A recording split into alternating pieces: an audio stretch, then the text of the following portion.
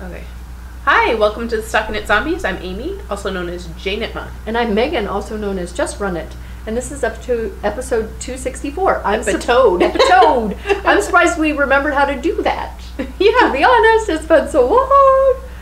Holy moly, the whole month of March just went poof. Yeah. We had to record this weekend, though, because there's so many fiber events going on. I know. I have such FOMO about everything. I know. And then you mentioned yesterday, but my husband was on a day-long bike ride, the Minnesota yarn shop hop, but with the Final Four going on up there. Oh, yeah. I was kind of like, maybe not. I mean, if I was from there, I would kind of know what to avoid, but I don't know what to avoid, so then I'd be like, getting caught somewhere. Mm-hmm.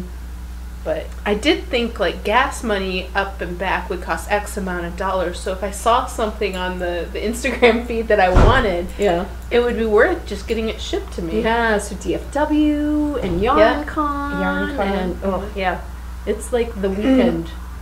The weekend. It feels like the spring weekend for sure. Yeah. And then Yarn Over is this month as well. It's always really close to Dexter's birthday. Oh, yeah. So it'll be the weekend closest to April 27th.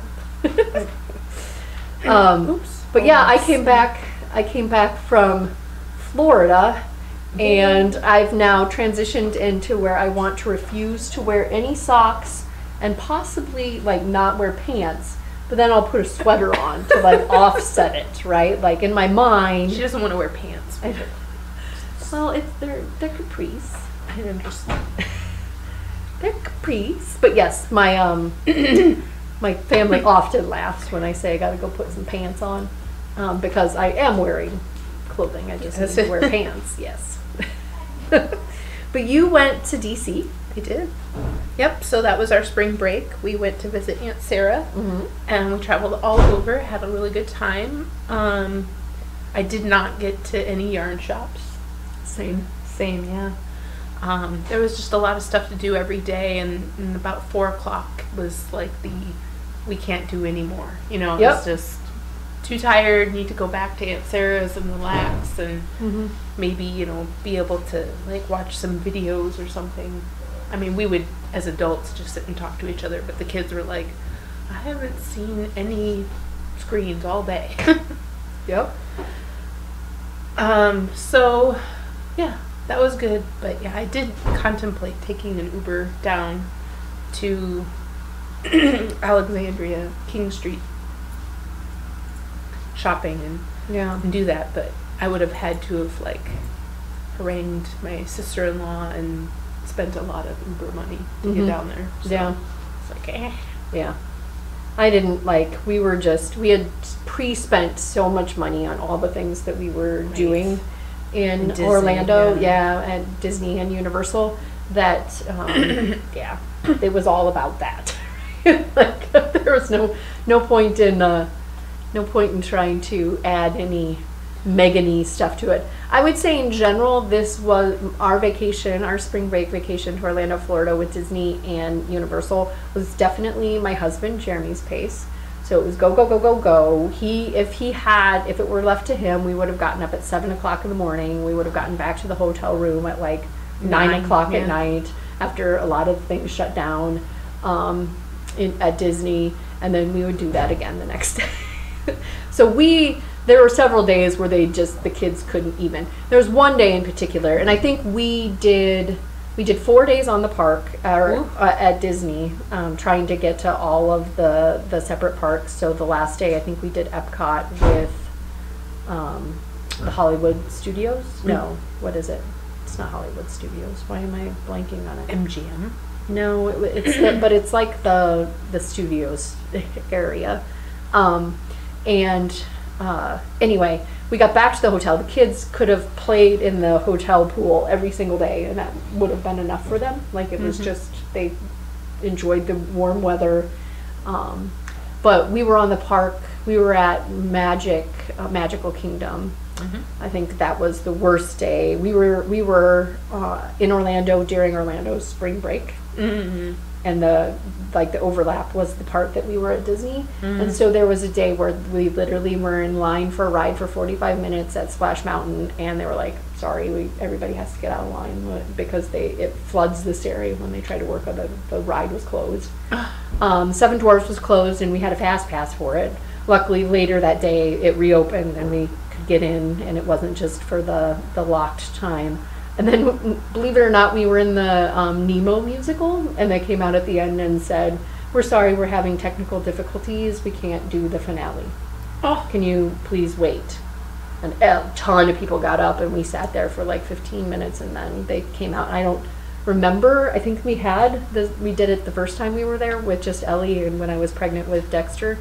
But yeah, it was kind of like, wow, things are broken. Everything's really far apart at Disney, so the kids, it was a lot of walking, it was a lot of bus riding, and my kids literally go to school across the street, so to them, they were like, we're waiting on a bus, we're sitting on a bus, we're the bus, and so I don't think they had as much fun, and I know any of the Disney folks out there, like Susan, would be like, sacrilege, but I think they had more fun at Universal. We had 4 days at Universal as well. Wow. We stayed on the park, or on a hotel that was really close to the parks, within walking distance. And because of this hotel that Jeremy had picked, we not only paid for like a club level, so we could go eat breakfast.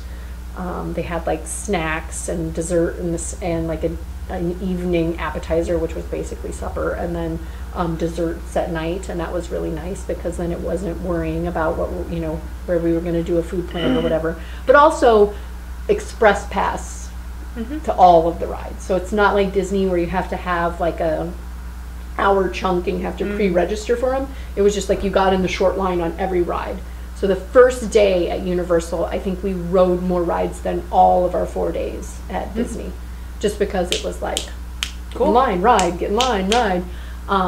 So not very many people had the fast pass, or it wasn't as busy, or? Yeah, I think a little bit of both. Okay. Yeah. Well, so the thing is, and I didn't know this until probably like day 2 or 3, but the fast pass is $150 a person.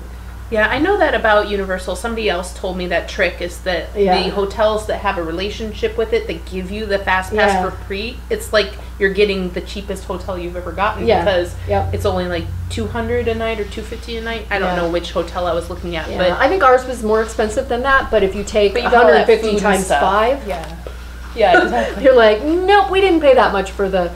So, and it was really nice. Again, the kids weren't big on waiting in lines. Harry Potter. Huge, although the upcharge at Universal for us was astronomical, right? Like the kids weren't all about the merch at Disney, but like the second we walked into Diagon Alley, it was like, we need that interactive wand, and it was $50 for each kid. Ka-ching, ka-ching, ka-ching. $150, whoosh, Harry Potter made it all disappear. And I mean, we went late on the first night that we were on the park to get the wands because we knew that they had all of the interactive displays, and there were like the next day literally like lines to get into the wand shop. Gotcha. Ollivanders. So those people only had 1 day or 2 days, and so they wanted to get it, whereas you used that first day to get it later. And Yep. So Ellie's a huge Hogwarts and Harry Potter fan, so that was really big for her. I would say my favorite ride at Universal was actually the Jimmy Fallon one, and just for like the general experience. So you kind of go in. There's like almost like a museum for 30 Rock at the thing, and they give you a little color ticket. And then you go upstairs, and they've got all of the, like a waiting area to get into the actual ride, and they've got all of these like mounted like touch screen games that you can play that are just sitting there, and nice seats to like sit down. And then also while you're doing it, they brought in a barbershop quartet that were singing like they do on the show. So it was a line without a line because you had the colored ticket. Yep. That's cool. Yeah, so sat there, kids played games. Jeremy and I laughed at the barbershop quartet singing like they do on the show. And then the ride was really cool too. It's like a 3D ride, and you're like zipping around and going all through New York City. And so I think that somebody was thinking about that with the line that's not a line.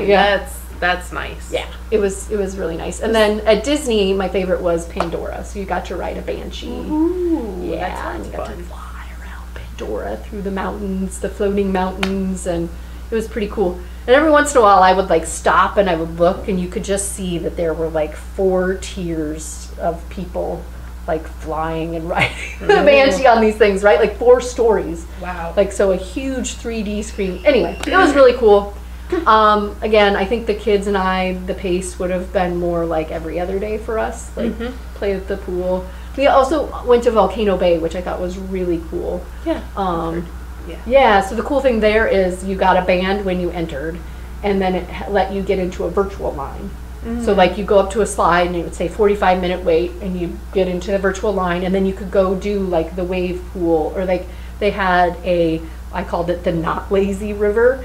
Like everybody had to wear life vests, and it just like it had huge waves, and it pushed you like it was super fast, right? And again, I think my kids could have done that all day. Yeah. But instead, we jumped in after we got in a virtual line, and then when all of our things went off, we went and did the slide. So Jeremy, Ellie, and I all did the one at the top of the volcano where they put you in like a casket like thing, and the floor falls out from underneath you. Yeah, so they have those at the Dells. Yeah, my heart went like 1,000,000,000 miles an hour because you're standing there going like, when is the floor going to fall out from underneath me? When is the floor going to fall out underneath me? And Ellie went first because she wanted to make sure that you see them disappear. Yeah. Whoosh, and you're like, ah! She's like, I don't want to back out, so exactly. I want you. She was smart. First. She has to go first. Yeah. Yep. But I saw her hands like fly up, and I was like, oh, don't do that, because you could probably get your arms caught in the opening. But maybe not if you were, the reaction time was slow enough. But yeah, that was a lot of fun. Mostly it was just fun for the kids, I think, to be in the warmer weather, right? Yeah, and then... we rode the metro into DC every day, and then we did a morning thing, lunch, and then an afternoon thing, and then we went back to Silver Spring to hang out at Sarah's house, and they would cook whatever supper, or we'd order pizza, and it was nice and leisurely. I think that I was getting tired, but I was also like, we're done already, it did feel kind of like Jeremy would, probably would have, where it's like, well, there's still like 4-5 hours before bedtime. Like, what are we gonna do for 4 or 5 hours while we're here? We're just gonna sit in somebody's house? Yes. And I get it, because he so I had going for me kind of the ignorance of knowing how much everything cost. Like if I had known how much everything cost. Oh, that's true. If I probably would have been like, yeah. And again, I was the one paying for it, but he booked all of it, right? Right. So it wasn't until we got home, then I was like, how much a day was each of us there? Like, whoa, yeah, that was kind of the experience of a lifetime. Yes, we're not doing that again. Not every year, for sure. So, no, and you did a much better job. Again, with a lot of like standing in line and stuff, I didn't do a very good job of documenting our journey or posting it out there, but I felt like I was able to keep up with your spring break, so kudos to you. Yeah, what was I gonna say? Having successfully flown, and we didn't upgrade our tickets, I felt like, we're ahead of the game, so I was like, whatever you want. Justin didn't get a single souvenir, not a single one, and Lucy, racked up like hoodies and stuffed animals, and oh wait, no, I take that back. Justin did get a stuffed animal at the zoo because he found something silly that he thought would be good. We fit all 5 of our 8 days worth of clothing and sunscreen and whatever into 2 checked bags. Yeah. So like every time Quinn was like, I want a porg, we're like, okay, maybe that'll fit in your carry-on, right? Like, or your small personal item, because we flew Frontier, and you pay for everything. The seats don't recline, but it was direct. It was from Minneapolis direct to Orlando, which was super nice. When we came back, we had to get to the airport by 5 o'clock in the morning, which is 4 o'clock this time, and then we hit a ton of turbulence. And so 2 of my 3 children got air sick, and they didn't have air sick bags. And So like the plane's going like this for 45 minutes, and the flight attendants are running around like throwing plastic bags at people when they should be sitting down. And then of course you have to pay on Frontier to be able to sit together, like $40 a person, which for my family of 5 is like $200. So like Dexter was 2 rows ahead, and then I was here, and Ellie was across the aisle from me, and then Jeremy, and then Quinn. So thankfully strangers were able to help my children while they were getting airsick without airsick bags. I will say that on Delta I did not pay for the upgrade to sit next to my family, but they made it happen each time. Thank you, nice. Delta. Yeah, that's nice. Well, on the way there, we all got to sit together, just by happenstance, I guess. But maybe on the way back, a 7 a.m. direct flight I don't know.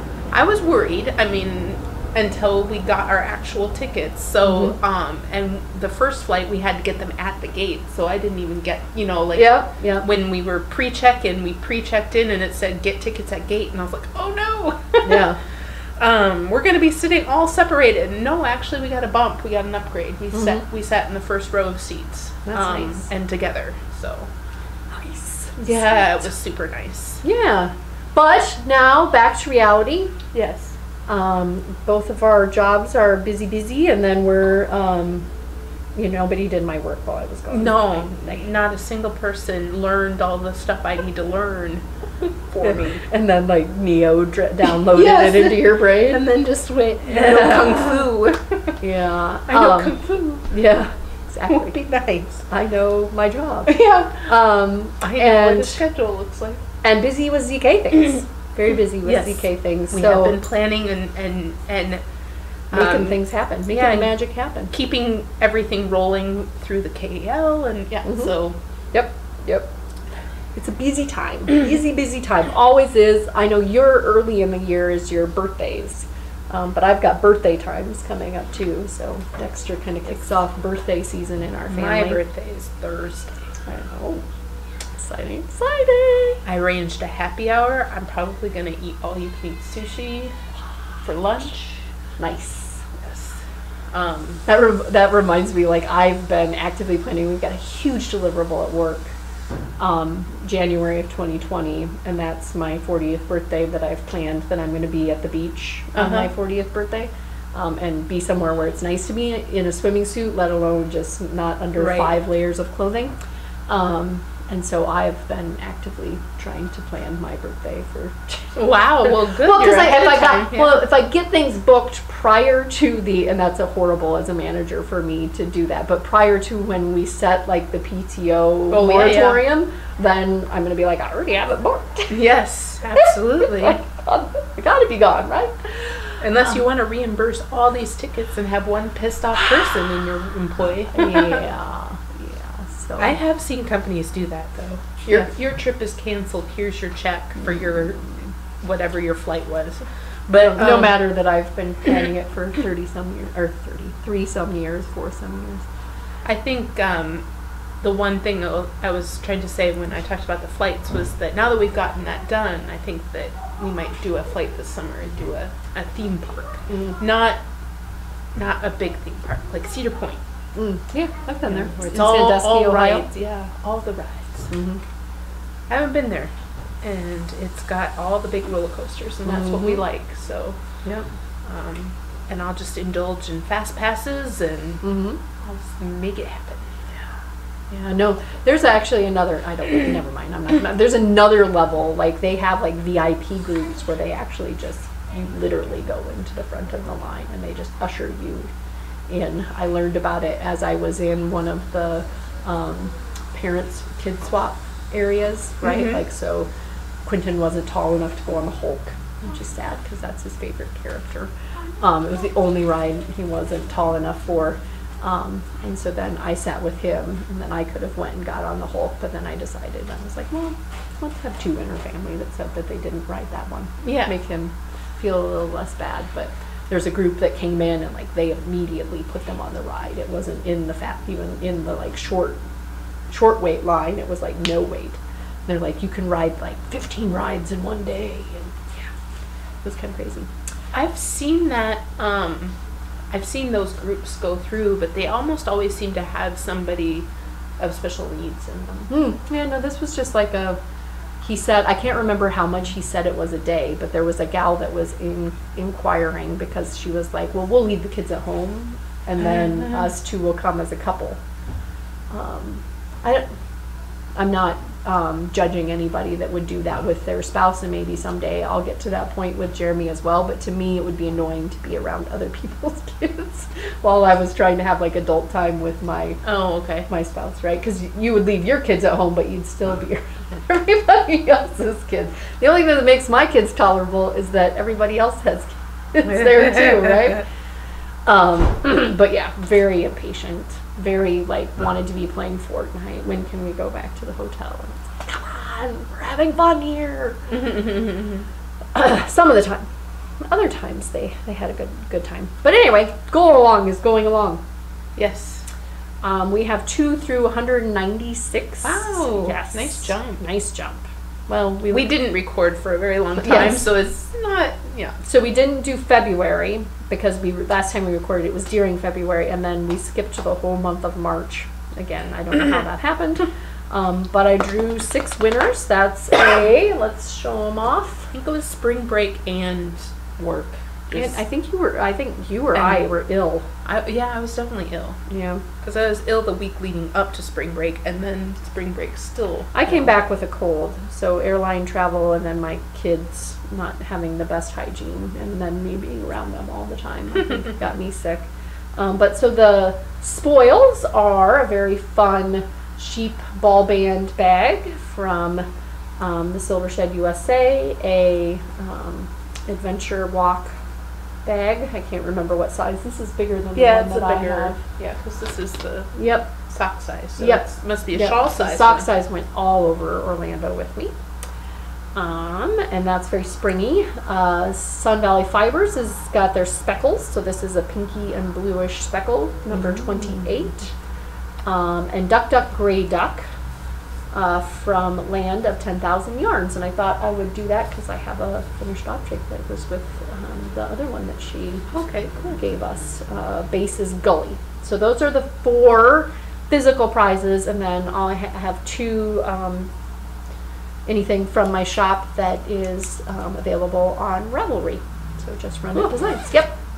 And the winners were, and again, this is now, there's 6 of you in the order in which you received. So I'm not saying one of those is for March and one of them is for February. It's just any so of those first 4 people, maybe you're going to get a bag, maybe you're going to get yarn. Yeah. Or maybe you just want a pattern. Batching it up really did something for you there. It did. Yeah, you've got 4 choices rather than 2, or I guess 6 choices rather than 3. All right, so number 65, which was Roo CMC, ROOCMC. Number 97, Deep Blue Renegade. And number 178, which is Socks Therapist. That's a local-ish to us. And then 49 was Knitting Angel. 32 was April Showers. And 92 was Elizabeth with an X in it, Elixa Beth. So again, those numbers, if you're looking for them, 65, 97, 178, 49, 32, 92. And Elizabeth had a carrot spindle, basically, like I was orange yarn on a spindle. Yeah, it looked like a carrot. I was like, wait a minute. Oh, okay. Maybe she was saying she was going to eat more vegetables as part of her. So how are you doing on the go along? I wanted some accountability for my utter lack of being able to. I'd have to look at my goals. I think I'm doing okay, but I've been trying to focus on, like, I started shawls and I started socks so that I could do things for our knit along for the retreat.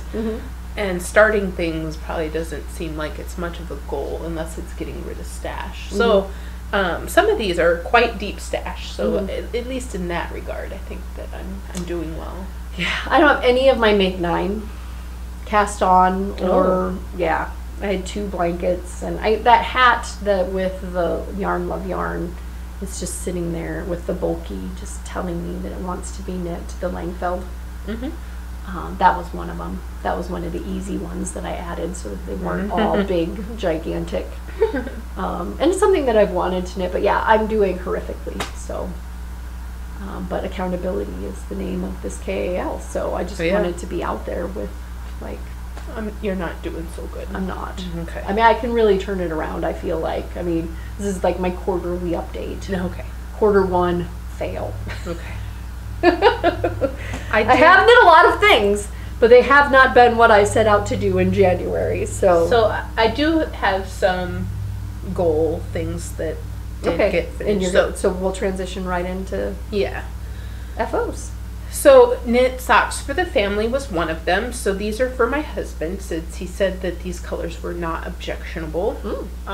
So we have this is a ZK colorway, so they'll get the and I did the yarn bonus, and I did a pattern bonus because I did the fish lips kiss heel. Look at you go. We were just talking about Patty Socks Therapist. Yeah. So got those done. So that's definitely part of the goal along. But I don't think that any of these other things are, unfortunately. If it's stashed though, this is Sophie's Toes, one of her cakes. Magic cakes. Her magic cakes. And then I had, I don't know if I purchased this pattern, but this pattern's also been in my pattern stash for a very long time. It's Once Upon December. Oh, this is not blocked, so once it gets blocked, it'll be nice and big. But for now, not blocked is looking pretty sharp as well. And that was how many? Like 150 yards? Is that how big the cake was? I think they're 150 grams, but I'm not sorry, grams. But I couldn't tell you for sure. Looks kind of potato chippy. Yes, it was very potato chippy. It went really fast, and it was boom boom, but not as fast as spinning and knitting a hat. I did this in approximately a week. I spun the yarn on my my Hanson e-spinner really thick and quick. I didn't even bother to pause to make sure, and if it got really thick, it was like, yep, that's going to be fun, and kept going. So, and that was by design because I wanted it to be a squishy hat. And then as soon as I got it done and washed and ready to go, then I cast this on. And then the hat, you know, basically takes 2 days. Could be 1 if you had the time. How about I vow that I will knit a Langfield before you knit another one? Okay. Try. So give me a heads up. Okay. If you're going to cast on another one. Yeah. That's beautiful. What's the fiber? So this is from Jenna, 716 Knit. She is starting a new adventure. She hasn't dyed fabric or fiber, as far as I am aware, for sale. And so she's got bats and then what she calls scuttlebutts, which are the little tiny strips that she winds her balls into little tribble type things, as she calls them, scuttlebutts. So I'm currently spinning the scuttlebutts that she gave me on my spindle. And then I also have some stuff to give away. So 1 bat and 1 set of scuttlebutts. I figure I need to come up with something, but if you're a spinner and you're interested in trying Jenna's new adventure, leave a message. Maybe we can come up with a little contest, and I'll just let you know if you've already tagged me when it's going to happen. But I will definitely put it out on the StockinetteZombies Instagram page, because if we have another dry spell in recording, I don't want to leave contests out there for too long, so it might be an Instagram only one. Yep, makes sense. So be sure to follow us on Instagram if you're interested in a giveaway. So on the global long prizes, did you grab those because you're gonna send them out? Should people contact you, or should they contact me, or did you? You just thought it was. Yeah. Okay, contact me. Sorry. I've been having trouble mailing things on time lately, so you probably shouldn't give them to me. I've had to issue some apologies as well, but yes, I will. I'm on it. Okay. And those are my 3 FOs because I am nearly done with this gigantic shawl. So okay. I will. I went a bit crazy, like a Don't Stop Me Now Queen song, like we were just listening to. But I'll go Socks of Orlando. So I cast these on once we got to Orlando, some SKUs with some Knit Picks Felici in the minty and green veggies colorways. So just kind of some burning stripes of 2 rows of each, starting in random places. And yeah, SKUs are kind of my vanilla sock, not kind of, they are. And small diameter, easy to transport.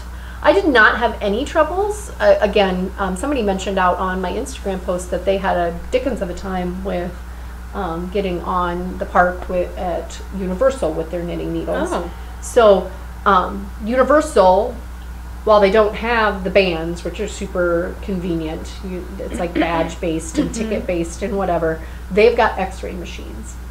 To get onto Disney, you had to unpack your bag and they had to feel it to make sure that you weren't trying to bring in any weapons. And I never had any problem at Disney. Like, had some people say some really nice things like, oh, that looks like it would be fun to do while you were waiting in line or whatever.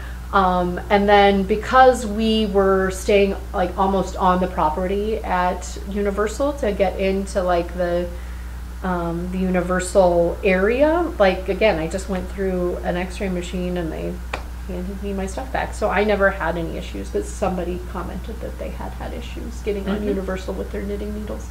But I did not. Had nobody asked me about it, but did have a lot of little kids kind of eyeballing me while I was knitting, like, what are you doing? And again, my kids are very like, right, like that's like watching me breathe. Them, right? Like, yeah, that she always does that. Yeah. But other kids were very curious. All right. So, I have a pile of shawls that I was gonna say I did see 2 knitters, and so I don't know if anybody knows knitters in the DC area, but there was an African American lady, and she was outside the portrait gallery, and she was crocheting bright yellow. So if you're in the DC area and this woman is part of your knit group, let me know, because I saw her. And again, bright yellow crochet. It kind of looked like the start of something conical. I couldn't quite tell what she was making, but it was kind of like, you know, like, oh, a crocheter, you know, like in passing. I didn't stop and talk. And then I had somebody on the subway who had one of those Advent with the 2 triangular shawls together as one. Do you know that one? It's the Adventurous shawl, I think. Yep. Okay. She had one of those. It was gorgeous. So I said, oh, I love your shawl. And then she was like, oh, do you knit? Because then she went and she splayed it out. It was gorgeous. And we had a little conversation. She told me about some yarn shops within the DC area. And then we went on the trains our separate ways. But yeah, ran into 2 knitters while I was there. Well, crocheter and a knitter. And again, the lady outside the portrait gallery was definitely in passing. It was like we were heading straight and she was heading sideways, and I was like, oh, crocheter, you know. And then I think she might have like kind of held up her thing a little bit and then kept walking. Yeah, I didn't see anybody else knitting the whole time I was there. And I wish I would have taken a picture, right? You know, like with these women that I saw. Because waiting in line is just a lot more tolerable to me. Yes. Like when I've got something to be doing.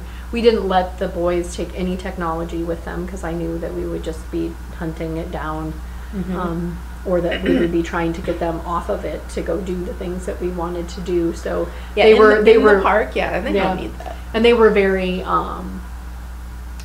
a little like, well, how come you and Dad get phones, you know, or how come Ellie gets a phone? And I was like, well, I'm not using my phone while we're waiting in line, right? Like, I'm not using it to entertain myself. I'm sitting here talking to you guys and seeing, you know, people watching and commenting on the things. And but yeah, anyway, so this was the Don't Stop Me Now.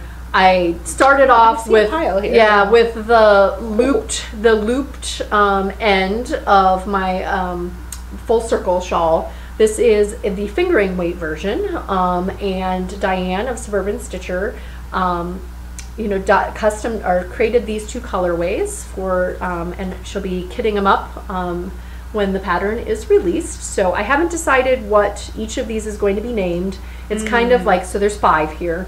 It's kind of like a mom that's had quintuplets. I know how each of them is very different. And they've gone out to test knitters and have been tech edited, but I don't know if I'm going to release them all at the same time because they're a little similar, but they're different, right? So this starts out with the loop. It gets thin and it's very long. The motifs are color blocked, so sometimes you're just working with one of the colors, and then there's 2 color sections, and then they're mirrored across that chevron. And so you can do all of the fun things that I did with the other one, put it on an arm and wrap it around, stick it through the hole, wrap it around. And this is just 2 skeins of 100-gram fingering weight. Really love the speckles in this. I was hoping that this is how they would turn out, and it was. Cool. That's what they did. So I had all of these because I didn't know if I was going to be able to remember every single one. But anyway, I think if I come out with a small subset of these, the collection will be called Raptitude, because it's like an aptitude for wrapping, because you've got you've got the styling loop at the end. So this one is asymmetrical. One side is skinny and the other side is bigger, and then the patterning is not mirrored. So over on this side, you've just got the kind of soothing garter that is all that you have to think about, and then over here you've got 2 color motif, you've got stripes of garter, you've got lace. This is the only one that features lace. And again, because it's fairly thin, it's one of the longer ones, because it doesn't have as much, it doesn't have as many stitches to spread those 2 100 grams of fingering. So these were from Queen City that they gave me to design with. The red is Jam Session, and my phone did not do a good job, so I don't know if our video is going to do a good job of this. It's a really nice red. Yeah, and so much drama. I love so much drama. Yeah. It is so pretty. So pretty. I don't know if you're going to be able to see like the color variations, but it did not pool. It did very beautiful things in the garter and the lace and the 2 color sections. Yeah, that red is really pretty. Yes. It's very vibrant. Jam Session. So there, you know, again, another wrap, but a different on the wrap. This is a swooped wrap, so it's more of a crescent shape. That one side grows and shrinks kind of a la Down the Road and Back Again with the garter. And so a very contemplative growing and shrinking in the garter section, and then a 2 color motif up here. This one, unlike those first 2, you're working the 2 colors throughout. So there's only, you know, at the end and the beginning where you're working with just the 1 color. That's my jam. Yeah. I don't less like ends to weave ends. Yeah. Right now I'm end crazy with this current shawl I'm working on. Yeah. And so this is the Land of 10,000 Yarns. Itasca is the colorway on the Gully base, and the other one is Leading Men Fiber Arts in the King Max colorway. Yeah, I really like it. I like how the green pulls out the green in the colorway, but it's still like it doesn't blend in. And this is a very smushy 2 color motif, where when you're far away, you're just seeing the 1 color, but when you get up, you can kind of see the flecks of the other when you're closer. So another fun one to style, again, because you've got that styling loop, but because it kind of grows and shrinks. So then from there, I was really loving that 2 color motif. And this one is asymmetrical, but not in the shaping. So 2 different things going on each side of your chevron. It's the same shape on both sides, so but the patterning is not mirrored. So I kind of see this one as like a, I don't know, not interrupting cow, but like very like, you know, how we talk, right? Yes. How you say something and then I start saying something as you're saying it. These are kind of sections that are dovetailing into the other section. Very nice. Yeah, and this is, again, the two colors are worked throughout other than the end and the beginning. Same styling loop on that wrap. And the silver color is Silver Fox by Camel City. And the other color is Adorn Luxe by Three Irish Girls, and Even My Accessories has superpower. So this was one that they gave me to do another shawl sample for them, and I picked a different color because I like to color combos, and so I designed with that one. And then last but certainly not least, I thought, well, if you don't like that the two things intersect, you can have a zipper merge, if you will. This one is with Yarn Love Yarn, her BFL Cinderella base. It starts and ends with the same color, so you need two 50-gram skeins and then 3 colors, and they just kind of feed into each other, right? So we started off with the blue and purple, then you go to the purple pink, then you go to the pink with the kind of jean blue. Say that again. So you need 3 50-gram skeins for this? These come in 50-gram skeins, so you would need 1 100-gram skein and 3 50-gram skeins. Oh, okay. So it's a fairly wide one and a fairly long one. But I really like the color play. And then again, just the sections being more, it's not mirrored, it's asymmetrical. It's wider, and it's again one of the longer ones. So yeah. Fun with color. Painting with color. So yeah, I've got those out to test knitters, and it's been tech edited, and I just kind of have to get the collection released. I don't think I'm going to get it released in time for our socks, shawls, and sweaters. Those are the 3, right, for the KAL. But I will be able to enter those in it, and a lot of them are with ZK dyers. So that's cuckoo. But yeah, I mean, again, if you were to look at a set of quadruplets and say, or quintuplets, you would have a hard time. But to me, these are all very unique and distinct. My husband looked at them. He's like, I see the difference. I see the differences in them, because they were all laying out and blocking in my living room. And I was like, you're not just saying that because that's what I want to hear, right? They're all such unique little beasts. All right. So Whips. I am working on a kryptonite. So this is Melanie Berg kryptonite pattern, and this is Sophie's Toes again. She had 3 color kits at our retreat, so I had bought this color combo and wasn't sure what to do with it. Was that 3 50-gram skeins? No, this is each 100 grams. Okay. And I'm getting near the end of my yarn, so I better be at the end of the show. You still have quite a bit. I was getting down to like vapors, I tell ya, on some of my stuff.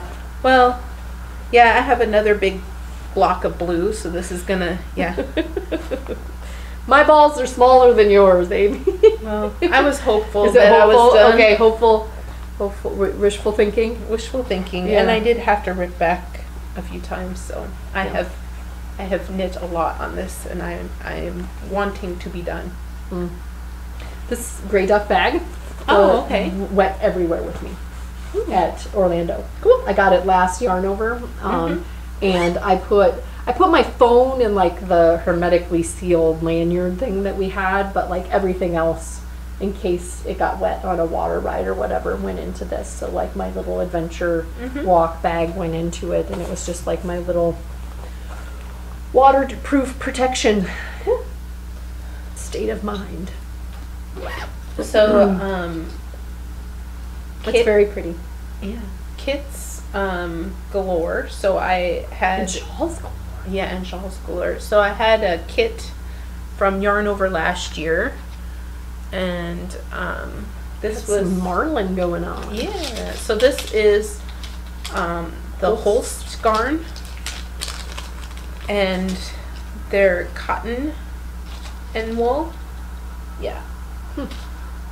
And so I just thought that I was having indecision paralysis, so I just went with the kit. So it's and the pattern came with it? Yep. And so it's a bias wrap.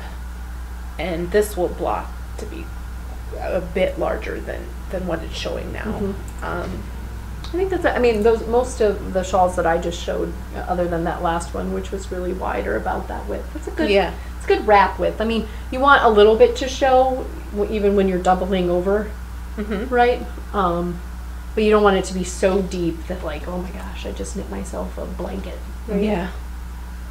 So I've been trying to put ends in as I go, but apparently I stopped at some point because these are getting a little accidental tassel here. Yeah, I need to. That's the name of your autobiography. Yeah. Okay, so yeah, I really want to weave some more ends in because that is going to get so frustrating so quick. I tried to do that on a lot of mine as well, just again to not leave it all to the end. I've been doing that with this sweater too, just like ugh. Yeah, I have 1.5 what I want to call bunches that so these are all in, they just haven't been clipped. Yep. And you're waiting post blocking to clip them? Yeah. And so then I have 1.5 bunches that I haven't woven. So this one's actually fairly well caught up, but it would be nice to get that one bunch done. And then I also have Feel Good yarn socks. So since they have the stretch, the elastic, the elastic in them, they get pretty darn stretchy. But I did see out on Instagram that, because I was trying to tag them in some of my posts, that they are selling already produced socks out of this yarn now. So if you're like, well, it'd be interesting to try that, but I don't really want to knit with elastic yarn, they are selling the completed socks now. They must have found a manufacturer and started doing it. Or somebody with a sock machine? Yeah, I don't know. They looked kind of fancy, so, you know, like they had some texture to them. They just weren't plain. So I don't know who's making them. I haven't done that much research, but I thought I'd tell you that I saw that they were doing that. And then I have more research needed. And I have a design that is not going to be shown until not it's fit for. Yeah, until it's done. I'm hoping to not rip it back. I decided I wanted rainbows on. Okay. Rather than my sweater. My arms were getting a little warm, but I still need a little bit of warmth. All right. So I decided that I was single-handedly going to bring spring, which was that this has been sitting on my mannequin, I think, since the last time that we podcasted until last night, without sleeves, just with the waist yard on the arms there, and no collar. Okay. And so when I finish this sweater, then it will be too warm to wear it, is what I'm thinking. Okay. Finish it before Wednesday when they're predicting the 20 inches of snow. Please. I was like, I saw that on the news or on my app, and I was like, please no. Seriously, 20 inches, or are you just, is that a no? 11 on Wednesday and 8 on Thursday. Yeah. Okay. I am not joking. Well, that really puts a damper on things for me. I've been trying to get out and get my running in because I'm doing a marathon this year, and yeah. Okay. No, I hopefully it's inaccurate, right? Yes. And once we get to there, it's too warm here for it to snow, and it'll rain. So I've got these ends woven in. I wanted to I left them as I went as well, because I wanted to, in case I didn't like the way that it was laying or something, I was going to adjust. I finished the collar last night, which does make it sit much better. She's got this really cool vertical braid. Not vertical. Well, no, it's horizontal braid. But what did she call it in the pattern? I don't know. And that kind of gives it some stability, which I really like, as well as you don't do any decreases in this section, and then you do decreases as you're binding off with a large needle. I would have to say, as a sweater, this is the sweater pattern. This is a pattern that has had the most needle sizes I've ever had to use on one sweater. Like, she does a lot of things with like when you pick up stitches, it should be with 2 needle sizes lower than what you're going to be doing. And yeah, I don't know. It's just like I've had 3s out, I've had 6s out, 7s, 8s, and then for this bind off, 10.5s. Huh. So quite a lot of different needle sizes. I did pick up, again, cannot tell you enough good things about Liz Doherty, Bluey Studio. This is the Cleo pattern.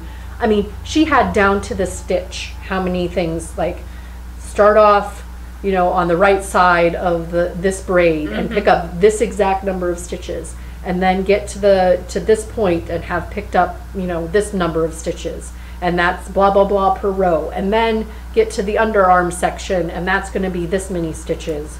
And just really, really great written pattern. Like there was no like trying to fudge it or trying to make it work, because it was like if I got to the end of the braid or the other side of the braid and I didn't have the right number of stitches, then I just kind of went boop, boop, boop, and went back and got the right number, right? So really cool, really cool. But it's, I mean, the pattern kind of, this motif, this garter broken rib kind of pooch it, or kind of sin, because it's got a aspect of ribbing to it a little bit, and so it looks really, but I've put it on my arm a number of times. Not only that, but it starts lower on your arm anyway, because there's a little sleeve section already, like the drop sleeve section, but then that cable going down the arm, and just so happy. And this is with the Totally Teal colorway, in the DK, I can't think of it, from 3 Irish Girls. Springville? Yeah. So yes, I will finish it in time. Might not be Wednesday. I'm not having as much time to knit in the evenings anymore, and meetings until late, and then we come home, and then we're running around and doing things, and then I sit down on the couch and I go, yeah. It's been happening to me where I sit down on the couch and there's not enough brain power to pick up my knitting. Yeah. Yep. It's like I might watch TV, yeah, but I'm not gonna, or just pick like anything kind of stare at the TV. I don't know if I'm actively. I think we did watch an entire show where I was like, I didn't get any of it. I watched the 2nd season of OA. Oh, okay. The OA. I don't know if you ever watched that. It's I have not. It's kind of a psychedelic, definitely science fiction. And it's hard to explain. But there was a 1st season, and then there was 3 years, I think, in between the 1st and the 2nd. Yeah, it's really good. It's kind of like one of those things where you're trying to figure it out with them. And I guess each of the new seasons kind of, so this was kind of a film noir type feel, but it's cool. Yeah, Archer comes back soon. They always, each season has a different theme, and they've had a noir theme, they've had a Miami Vice theme. This one is 1999, so I'm like, oh, that's gonna be exciting. All right, I have a few, just a few. I didn't buy any yarn, as I mentioned. So what house was it that you said that you were? Ooh, I'm Gryffindor. You are Gryffindor. All right. My kid is Ravenclaw and Hufflepuff. All right. Well, I'm Gryffindor. I can give you Gryffindor because I don't know what house I am, and I'll just take the. Which one's Ellie? I think she says she is Hufflepuff. Oh, interesting. Yeah, she spent a lot. She spent her merch money on pins. She's got them on her binder for school. So yeah, I got Harry Potter house enamel pins. That was fun. They had a lot of them. It was really hard to choose. It took me a while to accept my Gryffindorness. Okay. Yeah, Ellie's got an opinion on Gryffindors, which is that she feels like a lot of people are just Gryffindor because that's what the main characters in the book are. I honestly, she has done the Pottermore everything, and yeah. I wanted to be in Ravenclaw. I thought I would be a Hufflepuff, and I turned out to be a Gryffindor. So, like, I wanted to be Ravenclaw. At the Minnesota airport, before I left, I got a You Betcha enamel pin, and then I picked up these leaf earrings. I really liked really them. pretty. Yeah, they've kind of got a little bit of sparkle to them. They remind me a little bit of my sister's love of, and they've got kind of intricate leaf vein tracings on them. So again, you can get that at the Minneapolis airport if you're ever there. And then they gave us these pins. We stayed at Caribbean Beach, so it was sitting there when we checked in. This is actually what the pool area looks like at the Caribbean Beach. It's kind of got this fake fort motif, and then there's a mini Donald Duck and Goofy hanging out in the pool area. But I was like, enamel pins for me. Ching, cha-ching. And then my favorite ride at Disney is the Explorer Pandora. Cool. And I always get a magnet everywhere we go. So my fridge is kind of messy and has a ton of magnets, but that's magnets or Christmas tree ornaments. But then got both in DC.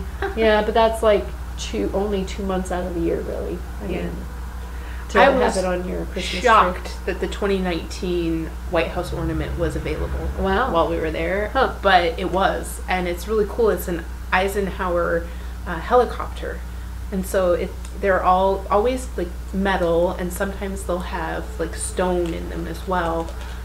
But it's this cool metal helicopter, and it's green, and I don't know, it's really cool. And then we also got one that was it has stone in it, so it's reclaimed marble from the White House. Cool. I think from the White House. Very cool. Reclaimed marble from somewhere. So as I mentioned, we didn't have very much bag space, so this went into my knitting bag that I carried on into the airplane. So those were the extent of my purchases. I don't believe I had any yarn delivered while I was away. Yeah. Oh, and I did have. So this came. So Shepherd's Lamb sent us these skeins for us to talk about on the podcast, and I don't know if they sent it to. I mean, this is DK 100 grams, right? It's a 2-ounce skein. Yeah, but it's got 180 yards. Yeah. So I guess you or I to review it could make something with 320 yards, or we could use one and send the other off as a prize. But this is, again, I was really surprised. It only says it's fine wool from the mountains of northern New Mexico. It's really soft. Like for a non-merino, like I would have just not looking at the label, feeling it, I would not have known. It doesn't have a high prickle factor next to neck. I mean, I was just wearing this, which I think has a pretty high prickle factor. That's the Brooklyn tweed shepherd. Yeah, something. But thank you so much. Shetland. Yeah. Anyway, we're talking about this one. Yes, we are. Sorry. Shepherd's Lamb. Yep. Yeah. I don't so know this what was black walnut and blue Saxon was, I think, the dyeing technique. Ah, okay. And then just kind of looking at some of the plies, it seems like there's definitely some popping of those colors, right? Like it's giving it a texture. Like you can really see how some of it a little bit more in like the hollows, right? Like so there's contrast between the plies. Yeah, there's a depth of color. That's the word that I was looking for. Thank you. But yeah, they've got I can link out to, they've got a wide number of colors, and this was the one that they sent us because I think I said I like blue. So there we go.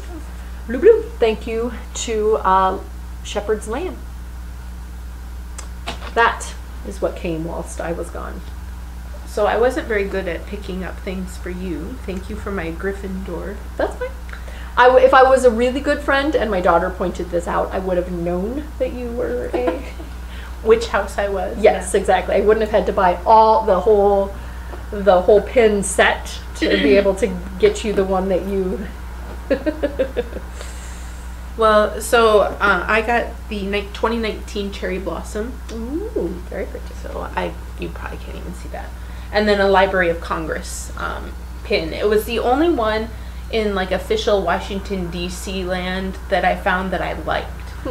Like they had White House ones, but they were and then they had, I don't know, just all places we went. Like the zoo, I wanted one of their like like a panda or, you know, like one of their signature animals, and they just seem to have these random animals in their pins. Like when I went to the Henry Dorley Zoo in Omaha, their pins were popular enough that they were like, we're all sold out. So it does seem to be a kind, you know, Universal had a lot of pins. I had to have restraint. Disney had a lot of pins. Well, they have pin collections and pin trading, right? Yeah. That's a big thing there.